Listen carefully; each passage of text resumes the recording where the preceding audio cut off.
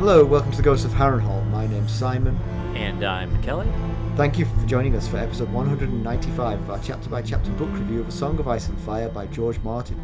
Today, we'll be discussing chapter 51 of A Storm of Swords. That's Catelyn 7. Now, you might have noticed that the intro music, was a little different for this episode. And if you don't know why that is, you will find out soon enough. But the music for this episode was provided by W. Braden Madden, and you can find a link to Braden's SoundCloud profile and content in our show notes. And as always, we're going to chat about the chapter and try not to spoil any future plot points for you. And hopefully we're going to provide you some entertainment along the way. We'll summarise what happened, discuss our thoughts on it, provide some useful background, compare it to the television show, indulge in a little pedantry, and cover some relevant news and listener correspondence. Be sure to check out the show notes. They'll provide some additional information about the characters and other things of note in this chapter. How are you, Mackelly? I am doing all right. It's been quite the week. My youngest, my little girl, turned 17 this past weekend, which is just grief. I know. That's crazy. It really is. And then she did that on Saturday, and on Sunday she left for the beach for a week with a friend. So growing up. I guess so. She's growing up. As much as I try to stop it, I seem to be unsuccessful. But you remember last week I mentioned that I was getting my labs done for my physical. I remember, yes. Well, so I assume everybody knows what that means, but basically what they do is they stick a needle in your elbow, what's it called? Your elbow pit there, and drain a few. Pretty sure they don't call it that, but keep going. It's the pit of your elbow. I understand what you mean, yeah. They drain out a few vials of blood, and they have you pee in a cup, and then they send you on your way. Well, I never pee. It's all from my blood. Really? Yeah. Huh. I don't think I wonder why that is. We go to the same doctor. Yeah. They don't have you pee in a cup. I mean, I've peed in a cup in my life, but not when I go for my regular labs. It's all blood. Wow. Well, that is odd. I don't know why that would be for you and not for me. Have you failed one of their tests in the past and they're keeping an eye on it? Those who know me would know that's very unlikely. Anyway, so I the first part is the draining of the blood. So the nurse who called me back, she walks me to the area where they drain your blood and sits me down and asks me which arm. And I have basically like the Nile and the Amazon running down my arms. My veins stick out so much. So I said, your choice. Most people find that there's a plethora of opportunity here. Mm-hmm. So whichever one you want to go with. So she goes with my left one. And she sticks the needle in, misses. And she says, "Oh, I've missed. I'm going to try the other arm." So she pulls it out, gets out another needle. She misses again. So she's 0 for 2. She's like, okay, I'm going to try this other one on my right arm. She started on the left. Now she's on my right. She tries the second vein on my right. Misses a third time. And each time she keeps checking on me like, "You doing okay?" And I'm like, "Yeah, I'm doing all right. I'm trying to be cheery. I'm trying to not look annoyed or anything." And but the toughest part is when she sticks the needle in, she's wiggling it around, trying to puncture the vein each time. And I'm like, I'm starting to sweat. And I'm like, "Yeah, you're fine. You're fine." Luckily, I'm not all that squeamish. So I'm like, "Yeah, you're fine. You're fine." So after that third one, she's like, "I'm going to go get someone." And she goes and disappears and comes back and gets another nurse. And that nurse just goes right in, pops 2, 3, whatever vials of blood out, and we're done with it. But I was like, what was that? Why was I a guinea pig there? Was that her first try at this? So I wonder if so. I mean, you're clearly fiercely proud of your prominent veins. I wonder if their obvious, sort of meatiness is actually a problem here. Are they protected? Are they thick? Are they like rubber sheath? she kept saying that they were rolling. Like she would try to stab in and it would roll away from her. And I that's why she gotcha. was wiggling around with the needle in under my skin trying to puncture it. I was like, please hurry up. That's not good. So yeah, that was my labs. Well, What? it was fine. I was okay. Yeah. I stood up on the back of my knees were sweating. They were like sticky with sweat. I like the idea that after the fourth attempt, she said, "We just pee in this cup." That's good enough. We didn't need Get your what blood we anyway. need. Yeah. It's just a backup measure. So Anyway, so how are you doing? Good. My story from this week is my mother-in-law called to say that her AC wasn't working. Could I come over and take a look? So I was like, sure, I'll come over. And she said it keeps on jumping between air conditioning and heat, and it's finally gotten warm in where we live. Right. So she really needed her air conditioning, but she said it keeps flipping over to heat. I keep setting it to air condition, and it keeps flipping over to heat. And Okay. I'm like, she's an old lady, you know, and old ladies can make mistakes. And I go in there and I turn it to AC and we run it for a while, and it runs, and there's no jumping to heat. And I get suspicious, and I'm like, I think you might be doing this. Might be user error. I have a feeling this is user error. I said, so one of the things she said was, I find it very hard to read because it has a backlight, but it turns off after a few seconds. Right. Her eyesight isn't the best, and it was hard to read, but you can turn, if you just up or down the temperature, the light comes on and you can see it. Right. So I said, if you need to see it, just up or down the temperature. You can always readjust the temperature, just use that button. And she said, oh, yeah, I know that, or that button. And she pressed the one that switches from cool to heat.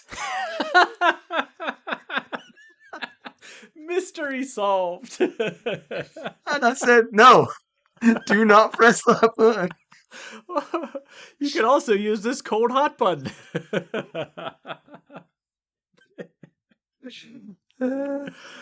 Oh, well, she was right. It probably lit up when she pressed it. It absolutely did, but it did also flick over to heat as well.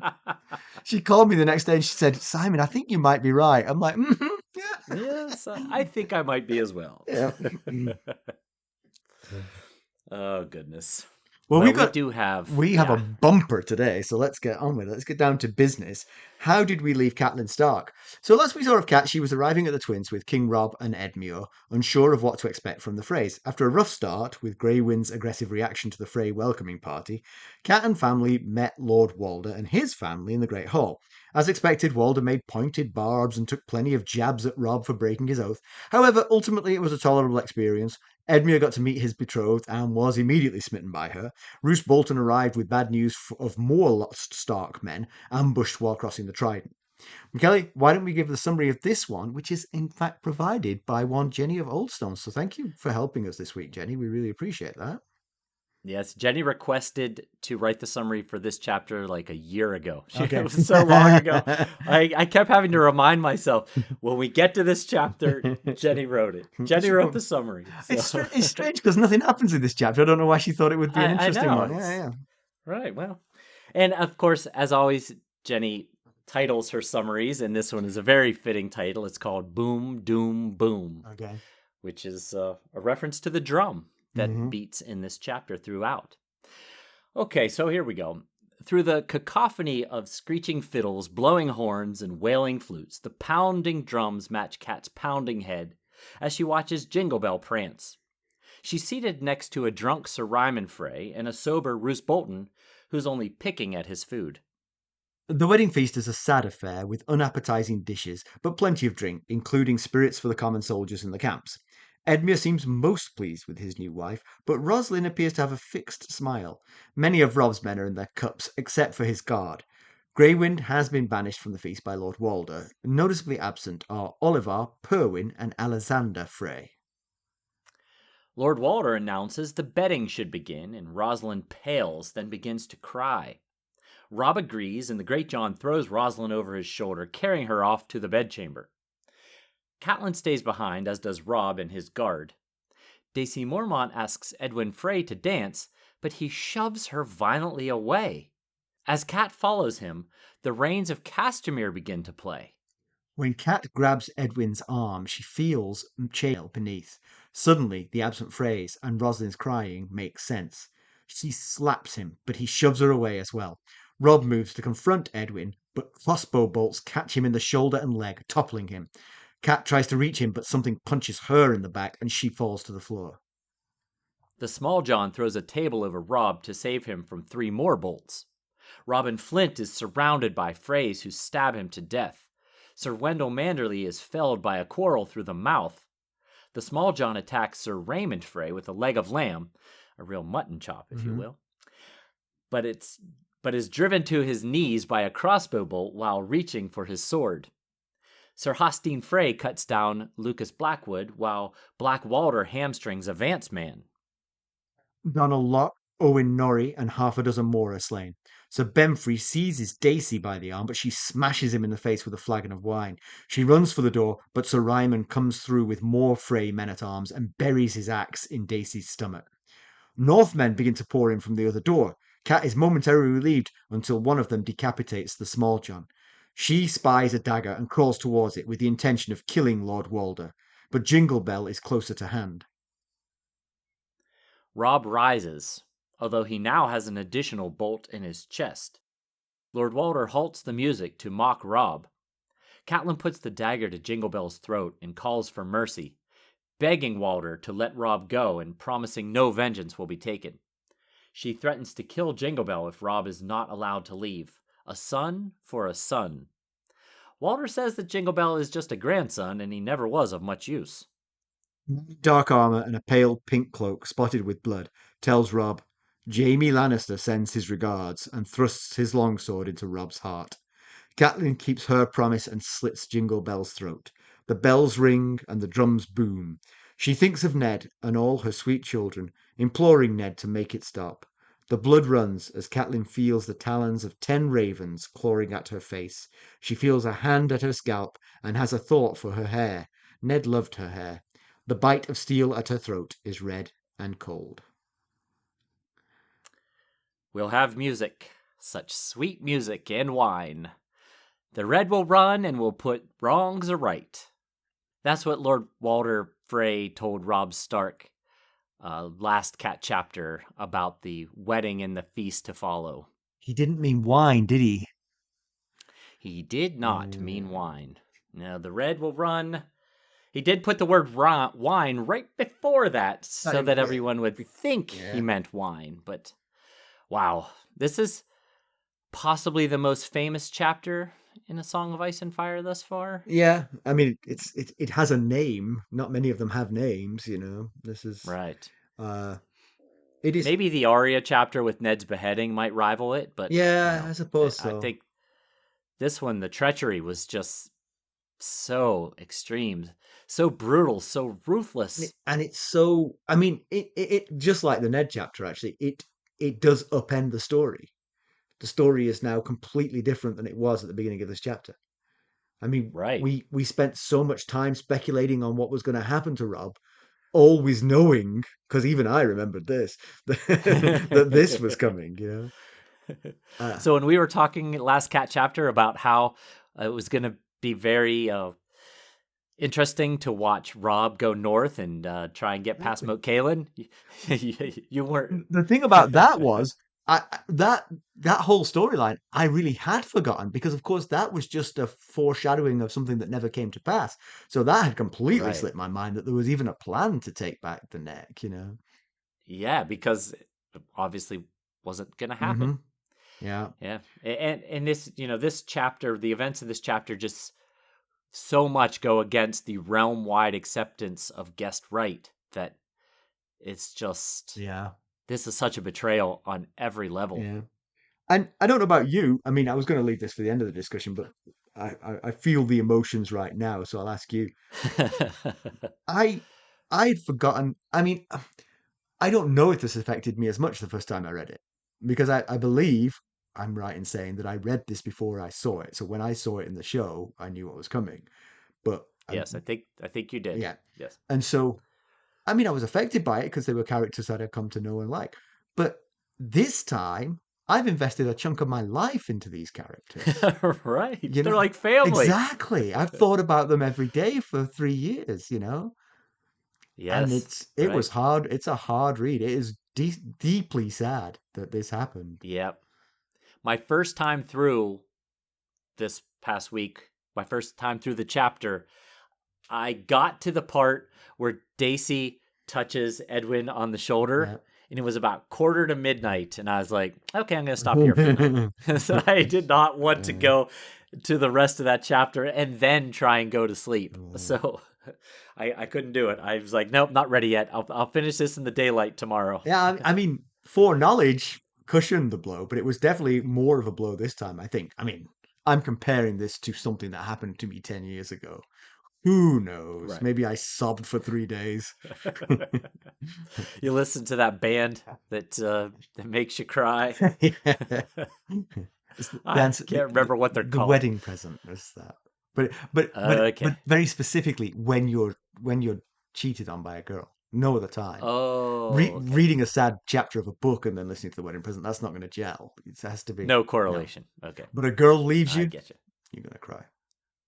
All right. So Cat notices, I mean, obviously we're getting all this from Cat's perspective, and I mean, in some ways to keep the story alive, because I mean, it would just be the story of a wedding up until the point when it takes a turn, were it not for the Right. fact that she's constantly on edge about things still. She never trusted that the guest rights were going to be observed, and she was worried the whole time, and she was looking for signs, but never enough to do anything about them. She saw Right. some things, but it just didn't, it never rose to the point of intervening in any way. Yeah, none of the things she saw were big enough to take action Right. over, to do Yeah. anything about. Even as little as the person sitting next to her, Ryman Frey, drinking so heavily and sweating so heavily and being so curt toward her. He doesn't know her. I mean, she doesn't know him. That could just be his Friday night routine or something, It's But most guys at chances weddings, are, to be honest, Mackelly. right. And Rosalind's forced smile and her tears, Cat just chalked up to her Roslin being nervous Right. about the wedding and the bedding and all that. And it didn't help that Cat was so nervous at her own wedding that she, probably felt a lot of anxiety and just thought, oh, I can relate. I didn't know the man I was marrying either. It was really awkward and tough. Now, Oliver Frey and they're all Freys. Oliver Frey and Sir Perwyn Frey missing might have been enough to get the spidey senses tingling a little bit, but still not enough to do anything about You it. ever opened a can of worms and then put them back in the can and gone, where are Oliver and Perwyn? No. There's bound to be Freys missing. There's a bazillion of them. Right. Honestly, the biggest red flag, if I were her, would have been Greywind's reaction last chapter. Yeah. To the Freys that came out to meet them. Greywind also had that reaction to Queen Jane's mom and uncle. Yes, exactly. Yeah. That's what I was thinking of. Sorry. Rolf Spicer. I just learned Rob's wife's name in the TV show just before we came on air, and that sort of got in my head then. Oh, yes. When I read it, I was like, I don't think I could have come up with that under torture. I had no idea what that woman was called. Do you remember? His wife on the show? I do. It began with T? Taisha. It was Talisa. Talisa. Oh, yeah. Yeah. I think maybe you mentioned that before. Oh, so no, it's not that I haven't remembered it for 5 years. It's been 3 weeks and I've forgotten. Nice. You may have mentioned that her name was something other than Jane, but maybe not. Who knows? But Cat actually wonders if there's been a less joyful wedding before remembering her own daughter Sansa's likely very joyless wedding to Tyrion. When we were there, we know the bride cried that day too. Yes, and not because she knew what was coming. Well, actually, yes, because she knew what was coming. Right. Yeah. But so Walder takes a book from from Danny's library. So Walder takes a page. Yes, the Library of Dany. Walder takes a page from Dany's book here, back in the last Dany chapter. Was it the last one? I think it was the last one. When she plied the second sons with an excessive amount of alcohol before she attacked the force waiting for her outside of Yonkai.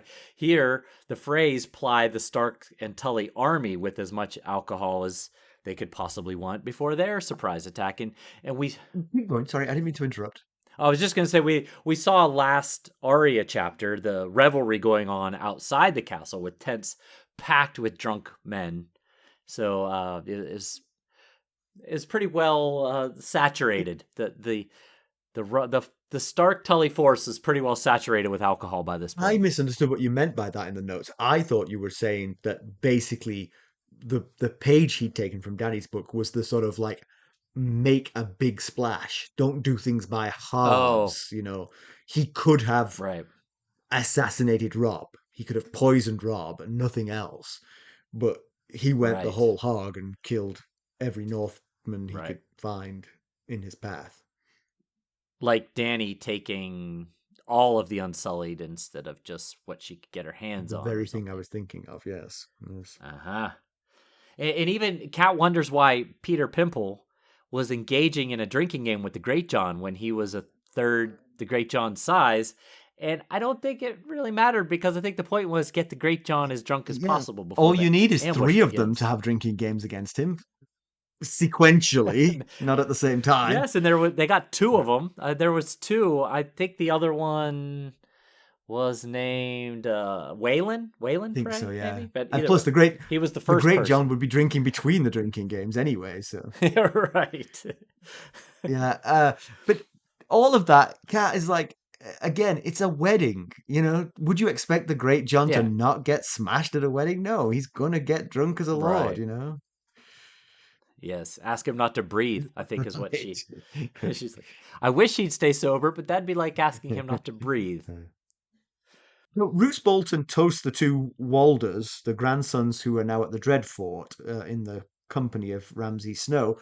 We obviously don't, I use the word company because we don't know in any way, shape or form how they're being kept. Ramsay is a scary host, but maybe he's treating them well.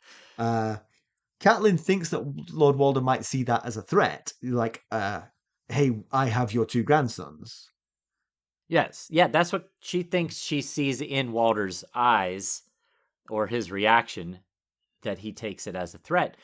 And it made me wonder, that little line right there, was the toast done to make sure the Freys go through with this plan? Is it Roose the driving force behind the treason? Or vice versa? Is Roose aware that this might be about to happen and reminding them that he should not be one of the victims of this plan? Oh, could be that too. Yes, definitely could be that too. Yeah, I see your interpretation. I see my interpretation. So, and at the end, we didn't say it in the summary, and Jenny did not put it in the summary, but the implication of who drove the sword into Robb is that it was Roose. It's not said directly, but the person who did it quoted what Jaime Lannister said to Roose Bolton, and he's wearing a pink cloak which matches the Dreadfort colors. Exactly. Yes, it's definitely heavily implied that it is. And Roose pretty much everybody else from the north is killed. If you look at the list of people from the north, or from anyone from the Stark side of things, is killed here. With I think we can only think of 3 exceptions. One is Edmure. We don't know what happened to Edmure. It's possible nothing happened to Edmure. 2, the GreatJon. The GreatJon went off to do the bedding. Now, they may have excluded the GreatJon from this because they thought he might tip the balance of the battle. True. And the third one is Roose Bolton. We never hear what happened to Roose Bolton. We assume he is the one who murdered Robb. Yeah, because the last we saw of him, he mumbled something too quiet to hear to Cat, and then went off looking for a privy. So he left, and he wasn't wearing armor, black armor, when he left. So he likely went and put on armor and then came back in. So, but I mean, the playing of the Rains of Castermere to signify the ambush certainly screams Lannister involvement. No question. Yeah, So, that seems clear to me. But it's yeah, but so then the question that actually isn't clear though is, was the deal made with Walder, with the Lannisters with Walder, or was the deal made with Roose, and Roose forced the Freys into it by holding the Walder grandsons captive at the Dreadfort? It's possible the deal was made with both. Maybe all of them are involved. right. So that's the third option. The tricky part about that, of course, is that if you make that deal with both of them, I mean, if you try to make a three-way deal, it only takes one of them to tell the Starks, and the deal is bust. So Right. maybe the two-way deals were made independently. And when Bolton arrived, he was like giving the eye to Lord Walder, and he was saying, "I've got your grandsons, and you know what that Don't forget. means." Yeah, that's it. Yeah, That's a yeah. good interpretation. I hadn't really thought that through in that way, but that toast does feel like the overture reminder and sort of agreement between the two of them. Right. And of course, saving the Walder boys seems much more deliberate now. When Ramsay said, "Save me the Frey boys and kill everyone else," Mm. but was he saving them because they're Freys and Roose Bolton married into the Frey family, or was he saving them as hostages for leverage against the Freys for this event? I think there's a lesson here. Keep your enemies alive. You might There always you be able go. to use them somewhere down the line. Yeah. And then, if we believe that Ramsay was keeping the Frey boys alive to use as leverage, then does that mean that Roose Bolton was aware of what Ramsay was up to, possibly giving him instruction? That's something we still don't know. Mm. But he saved those Frey boys without, for some Yeah. reason. And that incident significantly predates Roose Bolton meeting Jaime Lannister. Right. Yes, very much so. Yeah, and so, then that brings us to what we know of Roose's involvement thus far in all this treachery. And, we've discussed Roose. We believe it certainly is heavily implied that Roose is the one that delivers the final blow to Robb. His own bannerman does it. And, we've discussed plenty over the story of how Roose was a hard one to read. Couldn't quite get a finger on the pulse of what he was up to or what he was thinking. And clearly Arya had subconscious concerns because she never revealed herself to Roose when she very easily could have. So let's take a quick run through what Roose's, like a timeline of his odd behavior here. So we were in the Arya chapter. She was in the room with him when he was getting leeched and all the Freys were all around him. When he learns of the Battle of the Blackwater, how it went decidedly the Lannister/Tully, or Lannister/Tyrell way, and very much against Stannis. He learns about the Lannister and Tyrell alliance, and he learns about the murder of Bran and Rickon, now knowing Robb doesn't have a clear heir at this point. Yeah. And while he's learning all this, the Freys are very vocal about Robb bending the knee and just suing for peace, giving up. Just, it's time to quit. And Roose at least feigns loyalty to Robb, but then in like the very next breath orders Tallheart and Glover to Duskendale, and I'm going to use quotes here, on the king's command, which really just accomplishes removing a third of the force that's loyal to Robb. And that, So, actually, well, keep going. Sorry, you. we're nearing current times, and then learns about Robb betraying the Freys by marrying Jane, and then the last things we learn is that he frees Jaime, gives Brienne to Vargo Hoat, despite pretty much the opposite instruction coming from Riverrun. So, did his planning of the betrayal begin by sending those men to Duskendale? Is that when he thought, oh, this is not going to go Robb's way. It's time for me to come up with a new plan Well, here. I think that if we assume now that he truly was treacherous to Robb, then yes, I think you can say that. But I think you've actually hit the nail on the head. It actually began even bit earlier than that. It began when Ramsay made sure the Walder Freys were taken into custody. Well, Right. wait. If you assume that, then Ramsay's sacking of Winterfell. Yes, and those happened kind of around the same time. The when Roose sent the men to Duskendale and Ramsay sacked Winterfell was kind of right toward the end of A Clash of Kings, I Oh, believe. I thought Duskendale was much more recent than that. I thought Duskendale was since the Battle of the Blackwater. Yeah, they both were after the Battle of the Blackwater. Okay. Yeah, both after, but I thought the Winterfell was going on sort of simultaneously. I thought I thought the previous book ended with Battle of the Blackwater and the sack of Winterfell with the sort of two main threads at the end of the last book, but maybe I'm misremembering. No, they were pretty close But I together. feel like Duskendale happened in Storm of Swords. Well, what happened in Storm of Swords was News of. us seeing through Tyrion's eyes that Tywin knew about the movement to Right. Duskendale and setting up an ambush for them there, but it was Yeah. initiated toward the end Well, of A there you go. I Clash of mean, Kings. this is beginning to be pretty compelling. It's a circumstantial case you're building, but there's a lot of circumstance here. But I will say, actually, the moment in the chapter where I felt he was now guilty as charged, even if you sort of like, Martin was intentionally ambiguous and didn't say, and then Roose Bolton killed Robb. He said a guy who could pass for Roose Bolton killed Robb.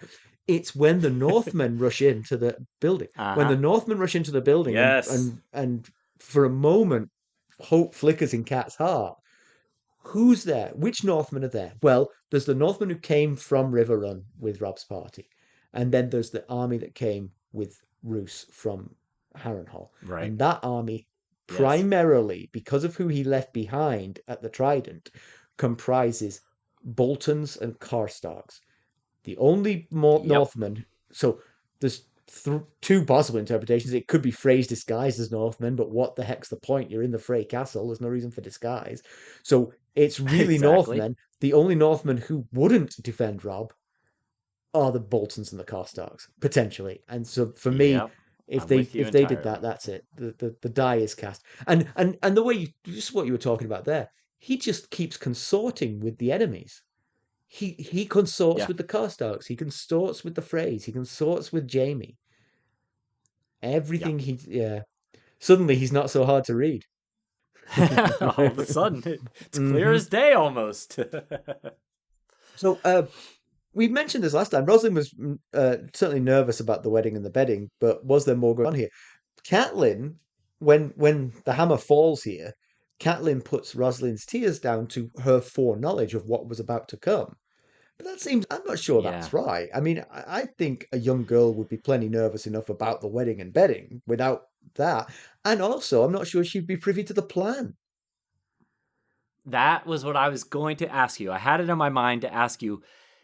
So the evidence that Kat presents are the tears and the fixed smile. She cried last chapter when she met Edmure, and then she cries right before the bedding and she looks stricken. But the whole feast she had a fixed smile on her face. So that's the evidence that Kat thinks of at the end when she thinks I should have seen this coming. Yeah. Rosalind's tears. Yes. But why tell Roslin? What good Right. would it Yeah. do? And then the next question that begs is, did the rest of the Frey women know? Because if all the Frey women knew, that was some fantastic acting. So much fun having and dancing and joke making, and yet they knew this was coming? Mackelly, That's you have impressive. to learn what drinking can do. It really it can really smooth away the rough corners of your day. Well, it certainly seemed like the men were very Yeah. tense, and it certainly seemed like Rosalind wasn't loving the idea. So if Rosalind knew and she was as miserable as she was, it's just surprising that if all the Frey women knew, they'd be so loose and free I'm going about to go everything. back to a point that I wanted to make earlier, which is that Cat saw the signs, but she was predisposed to see the signs because she didn't trust Walder Frey. And so her seeing the sign in Roslin's nervousness and fixed smile and tears is just, it's self-serving once you know the answer. It didn't mean anything. I actually like your idea that she had a secret lover. Oh yes, right. We forgot. Yeah, I forgot about the secret lover possibility. That is The same definitely fixed smile, the a same candidate. tears. Perfect. Yeah, Right. I really don't think Yeah, that Roslin would have been told. It just doesn't help anyone. What if Roslin falls in love with Edmure it and doesn't. the first thing she does when they get married is, I got a secret. Right. That's what that's why they kept turning away the food and whispering to each other. She was like, Right. "Run, run now, run fast." Well, we don't know the mystery of what Rosalind knew, but possibly the mystery of why Walder chose Rosalind. The answer might have been to entice Edmure as much as possible, keep him happy, keep the Starks happy with the nice accommodations, all in the effort to reduce the chances of anything going Yeah, wrong before the true. ambush. Put your best foot forward to try and keep everyone Yeah. happy and involved. So why did Edwyn Frey push Dacey? Well, I mean, Dacey tried to get him to dance, right?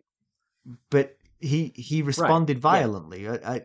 Is that just because the spring was about to trip and he was on edge, and Yeah. that's why he did it? You're right. I think so. Yeah, I think so. And Kat noticed that guests, because we get the description of her thoughts, that guests and servants were coming and going, and many she assumed were going over to what they were calling the Bastard Feast, which was happening in the Western Castle, and some might have even been going all the way out to the camps. And I thought the Freys must have been coming and going to put mail on underneath their clothes, because otherwise their dance partners and those around certainly would have noticed if they were suddenly squeaking and rattling and their arms were hard as Okay, rocks. I I don't know, but it feels like they might wear their mail to this. I mean, it would be heavy and it would be uncomfortable, but they are a martial. This is a feudal time, and these people are always on the edge of war. Uh, Yeah, well, Kat, it was the reason that Kat no. realized something was Yes, up when she exactly. touched Edwin. But So she would have thought, she seemed to yeah, think it was odd that he was but wearing but armor but but underneath. but all I'm saying is you don't know that he didn't wear it from the get-go.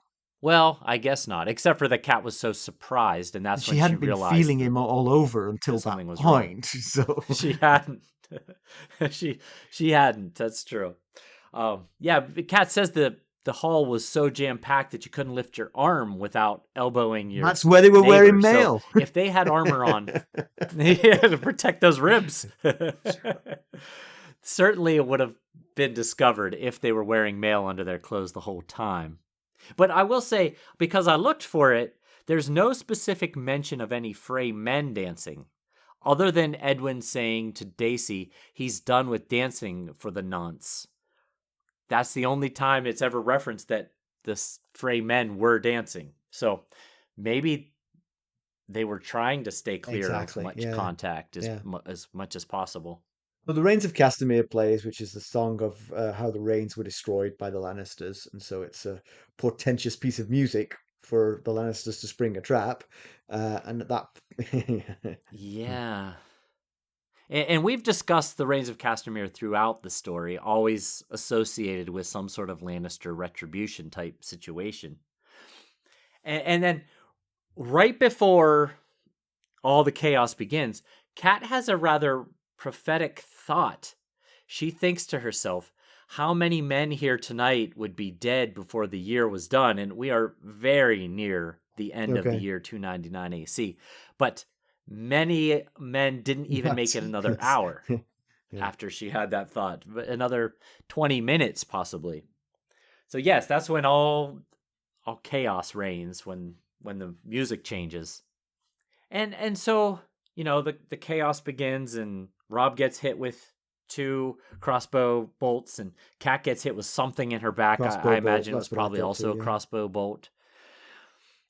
And she grabs the dagger and she holds Jingle Bell hostage, and Robb gets back up.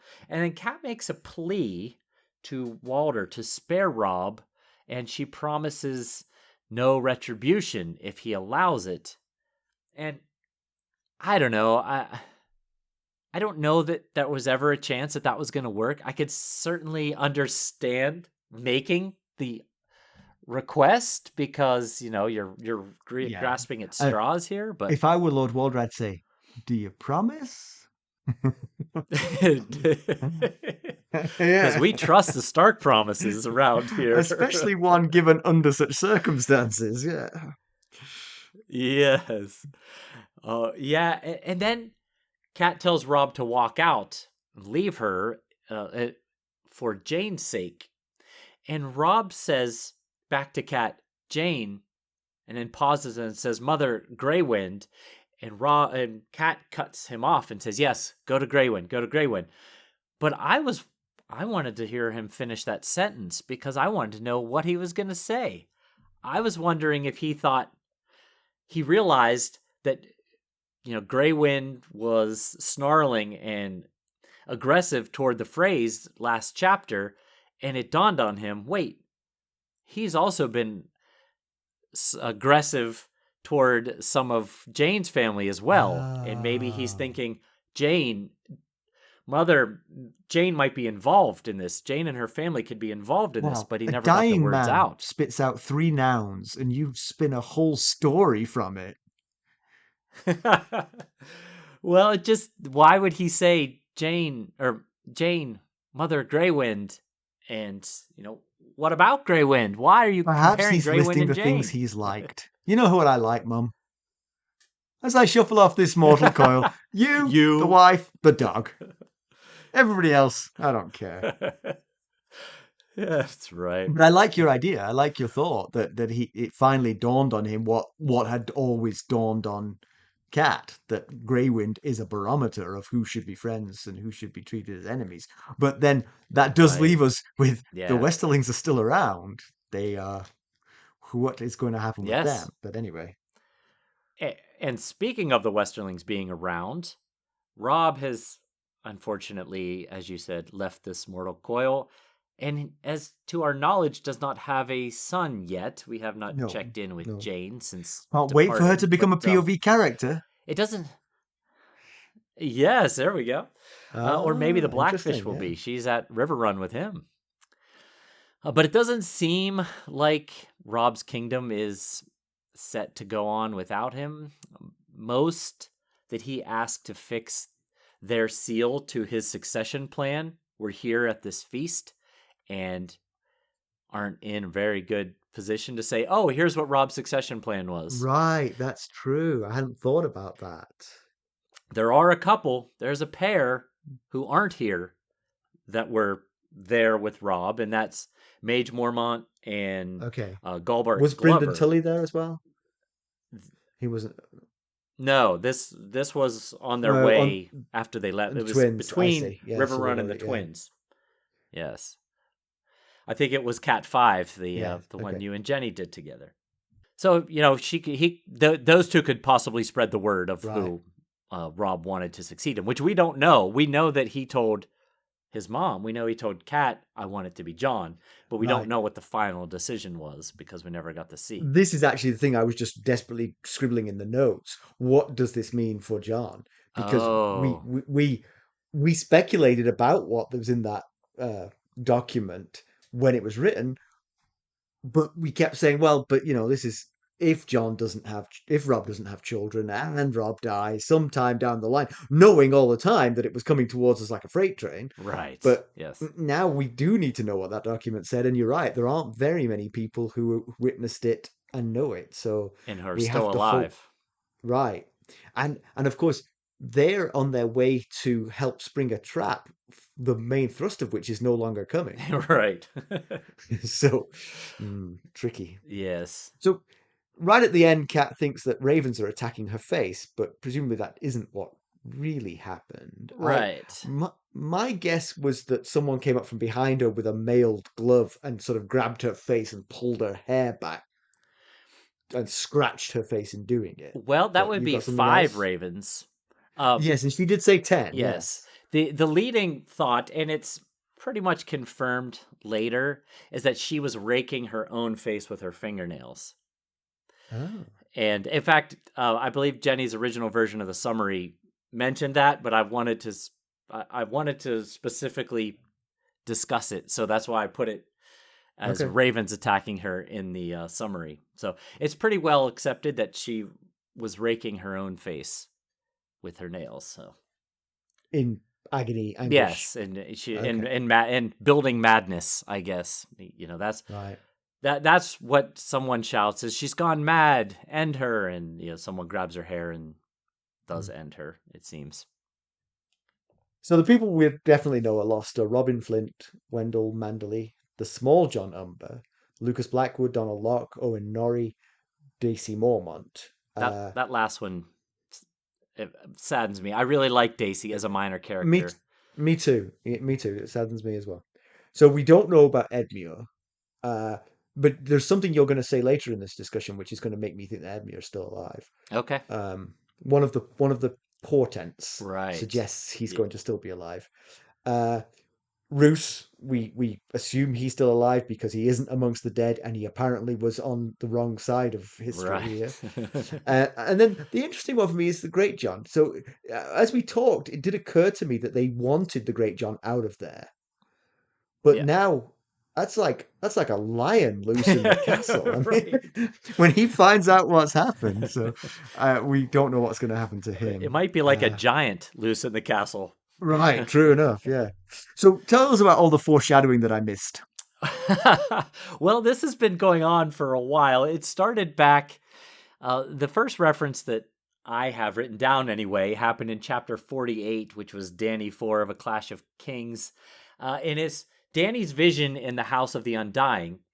And she sees a feast of corpses in a room full of savagely slaughtered bodies. And many of the corpses have cups and spoons in their hands.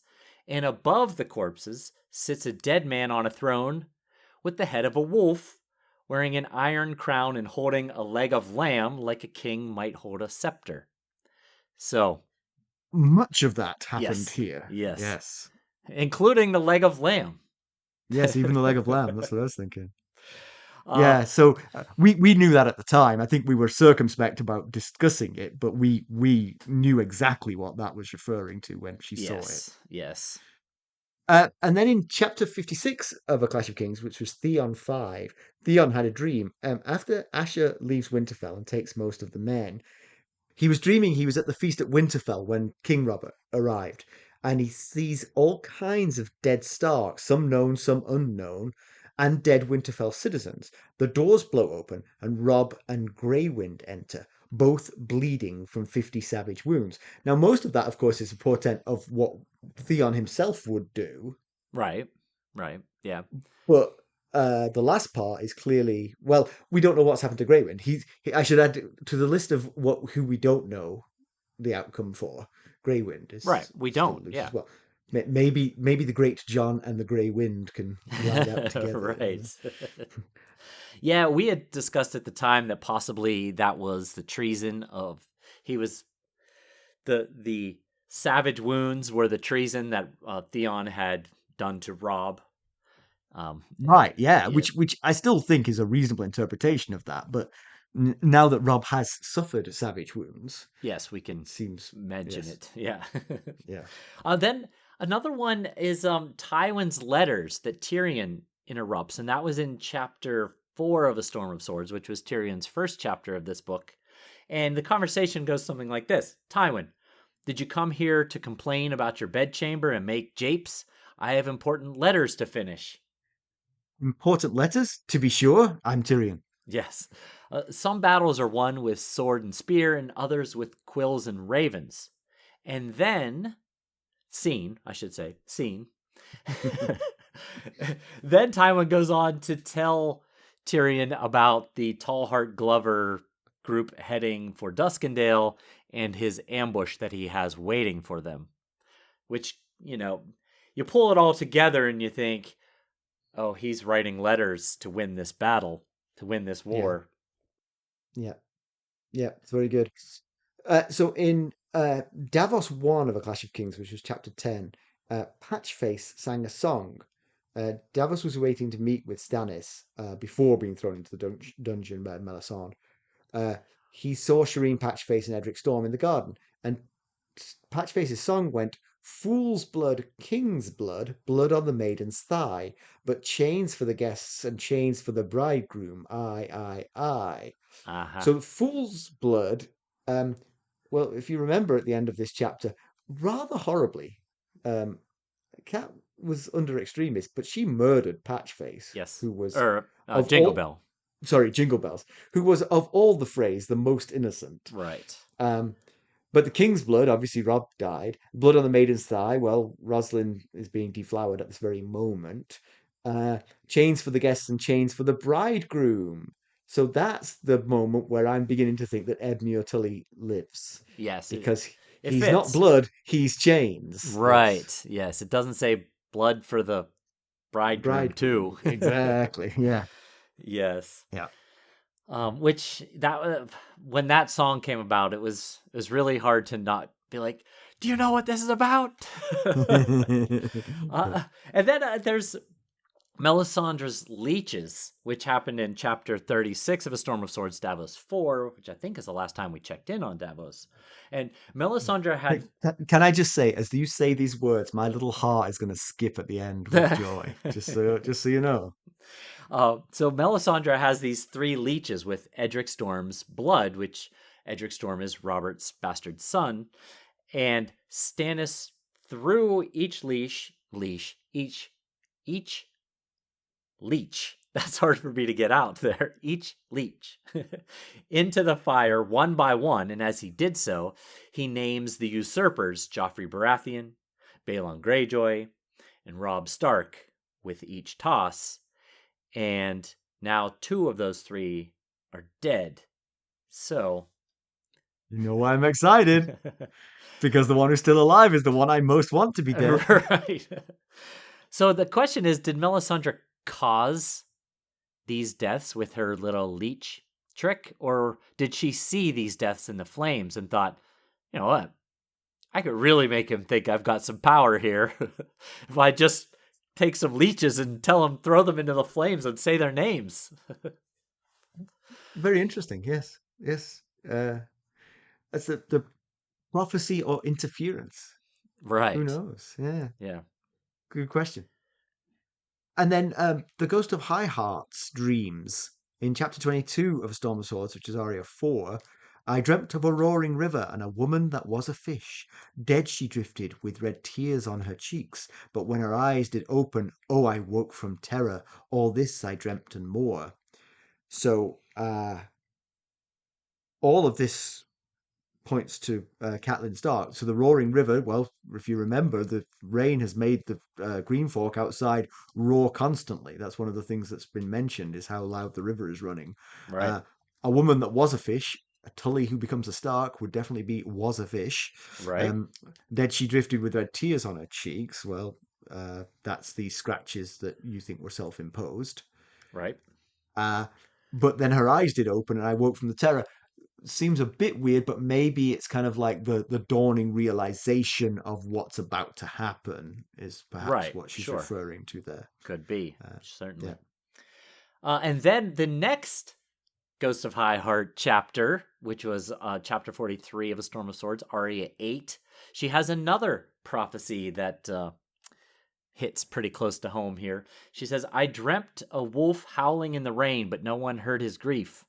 I dreamt such a clangor, I thought my head might burst. Drums and horns and pipes and screams, but the saddest sound was the little bells. That fits really closely with what happened here. I mean, I don't even know if I have to specify, but the Grey Wind howling once the ambush started, possibly howling beforehand, but the music was too loud and terrible for us to know. Yeah. The description of the clangor fits exactly with the details we got in this chapter. And then the saddest sound was the little bells. It seems to be in reference to Jingle Bells ringing while Cat kills him. Yeah. It's actually mentioned that she thinks as she slices his throat, she's doing it so violently that his little bells are jingling. That is pretty. That is just pretty bleak, by the way. The whole cat killing Jingle Bells. I mean, that is. Yes, it There is. wasn't much gained from doing it. I understand the threat, Right. but the following Yeah. through on the threat, I don't know. Yeah. I think it was just out of Yeah, anguish. Yeah. yeah. But there were a few smaller clues that are worth mentioning, and I kind of alluded to a couple of them last chapter. I remember, and I remember thinking, I remember asking you to tell me when they came to fruition. Okay, well, they have come to fruition. So first of all, this isn't part of the Easter eggs I was referencing, but at the end, the very last sentences of the last two Arya chapters, Arya 9, the Hound ends the whole chapter with your uncle's bloody wedding, which I slipped into the summary, which is why I did that terrible Hound accent, because I wanted that in there, your uncle's bloody wedding, but I didn't want to give away what it might be in reference to. And then Arya 10, just last chapter, he ends it with your bloody brother. He So, does say bloody kind of a lot. He does say it a lot. The other day at work, I said I had to step away from a call. I said bloody dog, and the people on the call thought my dog was bleeding. But I'm just English. I'm just English, people. The bloody dog needed dealing with, but not because it was bleeding. Okay, so now the Easter eggs from last chapter, Arya 10, that I mentioned, and I said the first one was the weakest of the Easter eggs, but Arya notices and thinks about the fact that the two bands in both castles were playing so terribly, and they were playing different songs and were competing against each other, and it sounded like a battle. And of course, a battle was about to ensue here quite shortly after. Yes. The next thing Arya notices while they're riding through the camps, she sees archers stringing their bows. It just blows right through that description. But why else would archers be randomly stringing their bows in a celebration situation unless they were preparing for some sort of ambush type thing? Now, the third one, she notices a man chasing a woman. A half-naked woman runs out of a tent, and a man chases after her. Yes. And the man is wearing a tree cat sigil, which is the sigil of House Myatt, which is a Lannister bannerman. I missed that one. Interesting. We heard about that house before. Some of the scouts that Yoren sent out, to try and check their path, came back and mentioned that there was a bunch of House Myatt Lannister bannermen. When Tywin was controlling Harrenhal and the Riverlands. Yes. Right. Yes. So, and then there's this one I read online that I thought was really fascinating. So, do you remember the game that the Walders and the Winterfell kids played? It was called Lord of the Crossing. Lord of the Crossing, yes. Yeah, it's a quick refresher of the rules. It's played over any type of bridge of water. They played it in the Godswood. And the Lord stands on the bridge, and the players approach and offer reasons why they should be allowed to cross. The Lord asks questions and makes them swear oaths.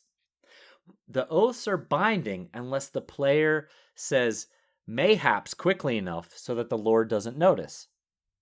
So why am I even bringing this up? Well, last Cat chapter, when Lord Walder met with Robb, Walder said, you wanted crossing. He's talking about previously when they wanted to cross the first time. You wanted crossing and I gave it to you, and you never said mayhaps. So he's aware of the rules of the game. And a few paragraphs later, when he's offering them food to ensure guest right, he says, a loaf of bread, a bite of cheese, mayhaps a sausage. So some think that he's possibly balking on the guest right oath by slipping mayhaps in there. I think that's good, actually. I was intrigued by that one, and I think it makes sense. It seems It's a fun. frivolous and light note to end our discussion of this chapter on. I agree. A kid's game. Yeah. But let's move on because we need to get this thing finished. Do you have some background for us? I do. I'm going to tell you about a man named Will of Will. Okay. also known as the Widow Lover. Okay. He lived during the days of Aegon's conquering. He was a Dornishman who was the Lord of Will, hence the name, Will of Will. And I referenced him when we discussed Aegon's Hand of the King, Orys Baratheon, being captured by the Dornish during the First Dornish War. It was Will who ambushed and captured Orys. It was also Will who removed Orys's sword hand before exchanging him for his weight in gold, along with many other captured lords who all suffered the same fate. That move did not sit well with King Aegon, and it took the war to a whole new level. Okay, so why am I telling you about Will of Will during this particular chapter? Because you're scraping the barrel? Well, that deed, as dastardly as it was, wasn't the most infamous of his deeds. That distinction goes to a wedding that he crashed once. And no, he didn't just run up the tab on the open bar. In 12 AC, Will and his men crashed the wedding of Sir John Cafferin, who is the heir to Fawntown, and Alice Oakheart, the daughter of Lord Oakheart. Will then proceeded to murder Lord Oakheart and most of the guests, but he didn't stop there. He then castrated the groom, Sir John Cafferin, making the bride, Alice Oakheart, watch. And then next on the agenda, Will and his men raped Alice and her handmaids. Afterward, he sold the women to a Myrish slaver. This horror was considered the most infamous act of the First Dornish War. Wow, it was pretty bad. Take something pretty horrific to beat that. Right. Yes. So I was just comparing a previous war with a wedding that was Yes, I understand why. You see. Okay, you see where I was going with that. All right, so comparison with the television show, this was dropped entirely. No, I'm kidding. In general, of course, because this is such an important plot point, this is all there from the feast. Although actually, again, the TV show can't do POV, so it does the holistic. The feast is quite joyful, Cat's seen laughing at one point, it's like a wedding, Yeah. To the musicians, to Edmure and Roslin, although TV Roslin seems happier. She seems to be enjoying her time with Edmure. Okay. To the bedding, to the armor felt by Cat, although that's on Roose Bolton's arm, not a Frey's. Oh. So that makes it quite clear Right. what side Roose is on there. To the crossbow bolts that strike Robb, there are fewer named victims. It's basically Robb, Cat, and a bunch of extras, really, are the victims here. But to the differences, before the action goes down, Robb and Talisa, for 'twas his wife's name in the TV show, talk about their unborn child. If it's a son, she wants to call it Eddard. He is moved to tears. They kiss for the last time. The GreatJon is not there in the TV show. I don't know where the GreatJon is, but he was not present. Seems like something he wouldn't want to miss. The scene is punctuated with scenes of Arya getting so close. I'm going to avoid anything specific about that because presumably that's going to come up in Arya's chapter, which is coming up next. Brynden Blackfish Tully is present. He excuses himself for a pee break just before it all goes down. Now, so I just put the question to you, forewarned? Surely not. Of all the people, of the most noble man in the Seven Kingdoms, surely it's Brynden Blackfish Tully. But he did excuse himself and did miss out on all this. So perhaps in some ways, what happens to him in the TV show might be equivalent to what's going to happen to the GreatJon in the book. He's one sort of wild card who was not there when he should have been. Right. Perhaps. His bladder saved him. Right. And of course, the biggest difference is that Robb's bride, Talisa, is present. And she gets brutally stabbed to death through the belly, so her unborn baby gets it too. Well, another big difference is that Cat threatens and murders not Jingle Bells, who does not exist in the TV show, but Walder's latest wife. Oh, okay. But he is as dismissive of her as he was of Jingle Bells. He's like, I can always get another. And Cat murders her. All right. Well, that held true. Yep. And that's about it. I mean, it was well captured, and I will say, they band, who again were mostly made up of Coldplay, played the Rains of Castermere, but the show ended to silence. The credits rolled to silence after all this happened. So Right. Let's do pedantry corner, because that always cheers me up. You've got one. It's very minor, as I always say before I give a pedantry. But so Dacey asks Edwyn Frey to dance by touching his arm, and then he violently, whips away from her, and he says, "I'm done dancing for the nonce," and she turns away, embarrassed. And I thought, did she not feel the armor under his clothes? If you felt armor under someone's clothes and you were not expecting it, you probably wouldn't turn your back toward said person. I think for our 300th episode, we should do a live session in which you drink. And then we do things like you touch someone's arm and see if you can feel the chainmail. So it was a little bit of losing the senses. Yes, possibly, yeah. Fingertips. So I've got one that's extraordinarily tiny, but just a thought. The armies were taken over the bridge to the east side of the Green Fork, right? That's where they Right. are. Right. There is a potential for Robb's men to come and rescue him. Oh, okay. Yeah. Might you not have held the ceremony in the East Tower and put the bastards in the West Tower and put the bastards in the East Tower, just to put the whole castle and bridge between the treachery and the army?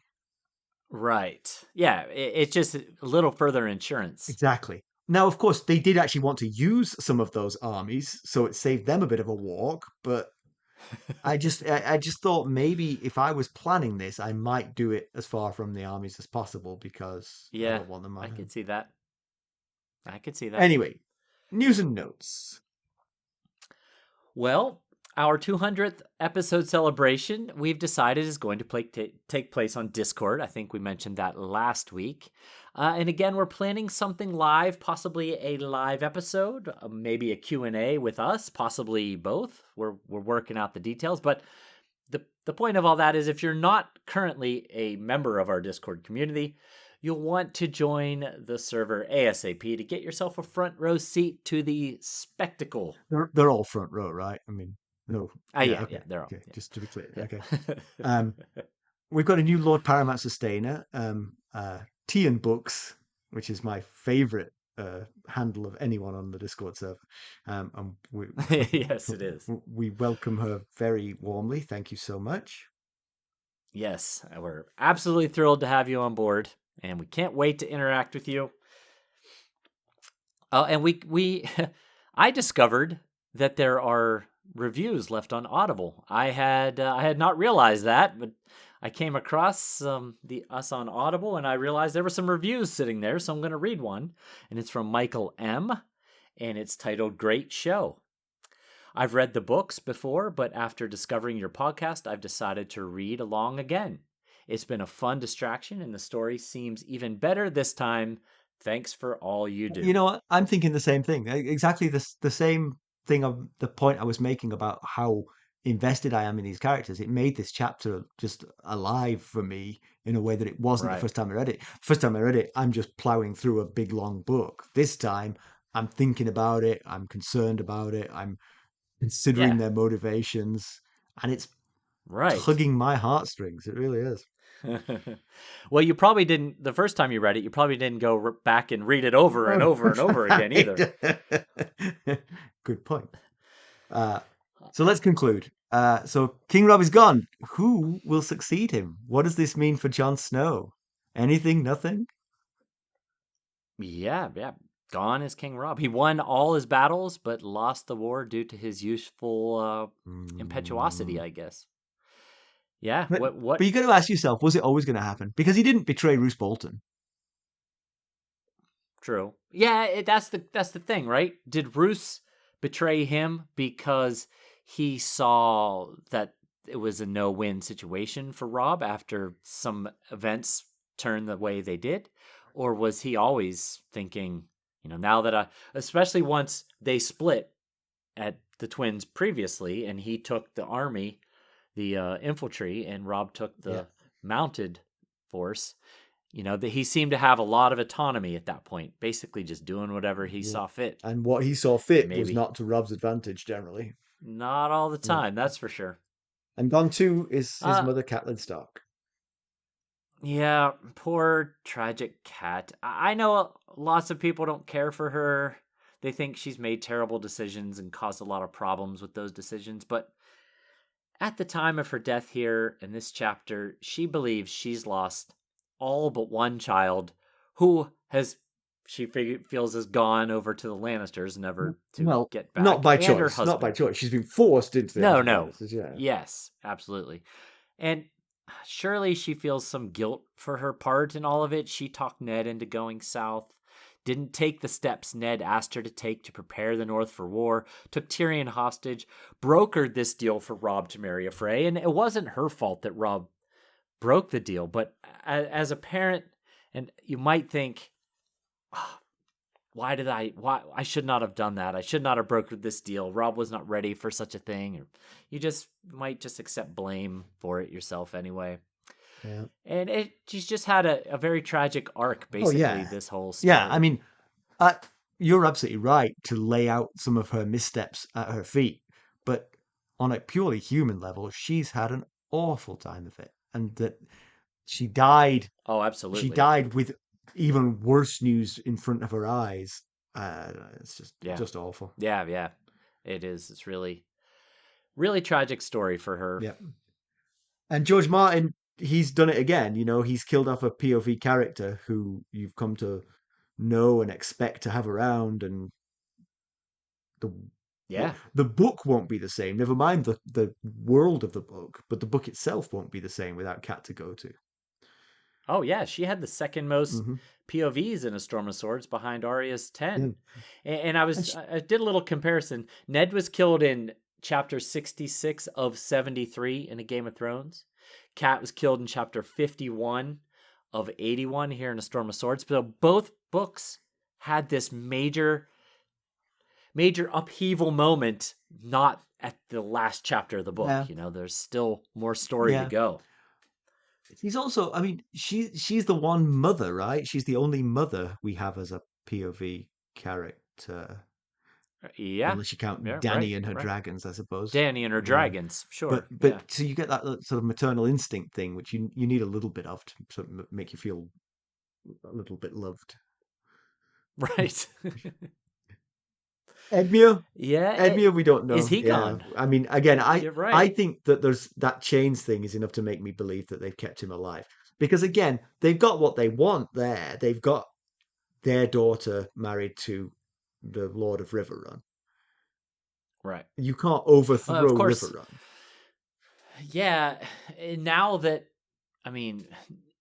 Robb is gone and the Lannisters have an even more even stronger hold on the realm, how tightly can Edmure cling to being the Lord of Riverrun? He might very well be stripped of that title too. That's true. I mean, you've got to think that Roose is looking to be like Lord of the North, right? I mean, like, right. Then is Walder looking to be the Lord of the Riverlands? Very possibly. So I think they gave it to Peter Baelish, the Lannisters named Peter Baelish Lord of Harrenhal and Lord Paramount of the Trident. Oh, okay. So maybe that ship has sailed, but so that might be good news for Edmure then, because if they were offering it to the Freys would be inclined to get rid of the Tullys. Yeah, we'll just have to see how things play out with Edmure. We don't even know that he's alive. Yeah. But let's assume he is. Is it possible that he's complicit here? Did he know? Oh gosh, that would be a betrayal on a whole nother See, level. I can't believe it of Brynden Tully, because there's no way that Brynden Tully could be a betrayer. But Edmure, he's not been treated that well by the people who've just been dispatched. Well, yeah, they've made him the bad guy in a lot of situations. And now, what was he? He was Lord of Riverrun, but he was a vassal to the King in the North. Now the King in the North is gone and has no heir, so the King in the North is now out of the picture. He gets back to his original position, potentially. He doesn't know that he doesn't, anyway. Right. Yeah. Yeah. Oof. That's tough. That would be tough though. I can't see it, but you're right. We don't know. We don't know what Uh, he's been they up to, laughed. I They guess. laughed at him for missing his father with the arrows. They blamed him for winning battles. Right. I mean, Yes. A lot he's of a youngest child, and youngest children can act out when they feel belittled. sure. Yeah, you make some compelling points. It's just a hard one, a hard pill to swallow right It there. is hard to imagine him being happy and jolly at the wedding and going off to the bedding without a second thought. Well, true. But Yes, he'd be a much better actor than right, Roslin if she knew what was right. happening. So does this betrayal here, the death of Robb Stark, does this make the Lannisters the clear winner of the Game of Thrones? Are they now is Joffrey on the Iron Throne for the long haul now? I Well, mean, not according to Stannis. Melisandre's leeches. Well, that's true. That's true. Stannis is not out. You're right. He's down, but he's not out. Uh, who else is left to challenge Joffrey? Yeah, I mean, I think the books end at the end of Storm of Swords. To be honest, Right. Yeah. I mean, this it's is it. We're over. Yeah, wrapping up. Yeah. there's no way forward for anyone else. No, no, it's yeah, it's. Oh, that reminds me. Actually, didn't the Martells just arrive in King's Landing fairly recently? They Yeah, did. yeah. Yes. Yes, they did. They did. That could be a little sand in the works. It could be. There could be some sand in the gears here. Exactly. And then what happens to the north now? I mean, did Roose strike a deal with the Lannisters to have Joff make him the Warden of the North? And, the. I don't know if you want to be Lord of Winterfell anymore since it's been sacked, but maybe the Dreadfort will now be the seat of power. I I do think what else could you offer Roose Bolton to make him do this? It has to be something huge, Right. because to remove the Tyrells from the Reach, that's one thing, but to remove the Starks from the North, that's a Yeah, whole different thing. it sure is. That's And, a. and the one thing I wonder is that I would be surprised if he didn't at least if he got a chance to really correspond with Tywin about this. Say, you know what I really need to cement this is I really need the hand of Sansa Stark. Oh, It's rather right. unfortunate you Unfortunately. married her off to your Yeah. Your youngest. yeah. Yes. That would really help. So, although Roose is married too That's to true, but Walda. Roose and Walder Frey, Walder the Lord Walder, don't seem to be too bothered by oaths and guest rights and things like that. Yeah, right. Yes, wedding Yeah. vows, things of that nature. Yeah. So the Freys control the narrative here, right? So They what slipped and fell, what all of happens? them. Yes, right. How honest will they be?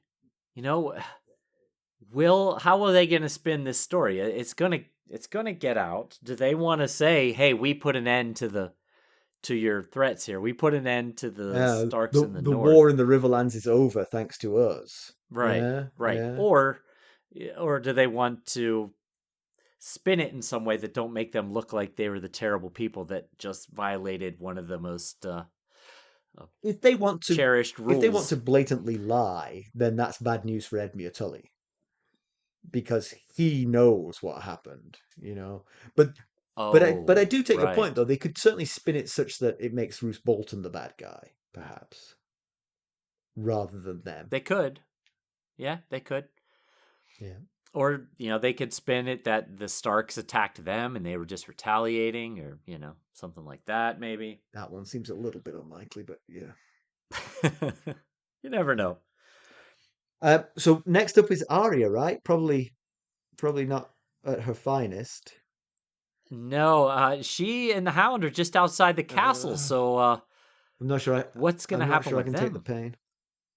pain. Uh, what's he going to do with her now? I mean, His whole point was yes, ransoming her. that is one thing that I've been sort of like tiptoeing around as we've talked about Arya is that their journey together has not come to an end because here they Right. are with nowhere to go.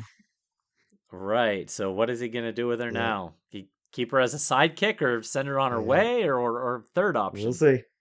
All right, there are 4 ways that you can help us. You could leave us a 5-star rating, a positive review, like Michael M did on Yes. Audible. You can buy merchandise at ghostsofharrenhal.threadless.com. You could buy us a cup of Arbor Gold at buymeacoffee.com/ghostsharrenhal. Become a sustainer at the Lord Paramount or Knight of the Realm level and reap the benefits therefrom. Or you could just go ahead and donate to our cause through our website, ghostsofharrenhal.buzzsprout.com. We'll accept anything that'll keep the lights on. That's right. We greatly appreciate all of those things. And of course, you could reach us at ghost.harrenhal@gmail.com, and you could follow us on Twitter at @ghostharrenhal. We're on Facebook, Instagram, Discord, and YouTube. And just one final reminder that today's music was provided by W. Braden Madden, and you can find Braden's info in our show notes. Thanks for listening. Thanks. Bye. Bye.